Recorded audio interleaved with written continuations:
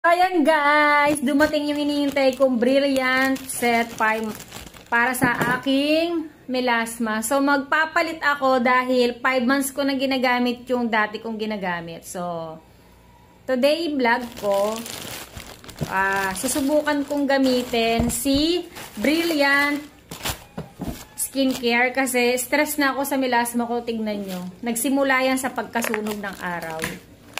So mga mima, subaybayan nyo ang aking day 1 hanggang sa maubos ko to at mawala yung melasma ko na yan. Marami na akong sinubukan. Ito last na talaga. Sabi ko sa sarili ko, ito yung goal ko last na. Sayang, ang dami kong nasayang na pera. Para lang mawala yung melasma ko. Kung tutuusin ko, para na ako nagpa-derma. So sabi dito, tiis ganda, may proseso, may tamang pag-a-apply. Susundin natin yun mga mima. Sa live ako umorder para legit. Kasi marami raw lumabas na fake nito. So, suot ko yung salamin ko para makita natin tunay. Nireviews ko to, maraming magagandang views. Pero syempre, tiis ganda hanggang sa mamalat. Tamang pag-a-apply. Susundin natin yon.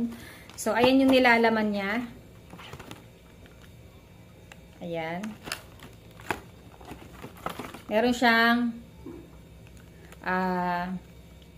topical cream.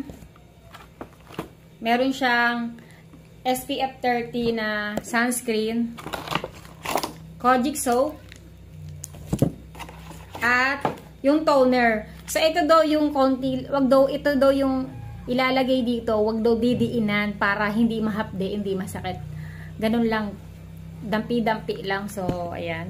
Dahil nakamura tayo sa live, so meron siyang sunscreen na malaki ang size. Bukod yung kasama sa set, so ayan. So ayan, i-reveal ko ang aking day by day. This is my first time na mag-rejuve ng Brilliant at product ng Brilliant. So ngayon lang tayo magtatry nito kasi nga stress tayo sa ating melasma. So, ayan. Legit naman. So, may expiry date siya. 2 years. Okay, 2 years.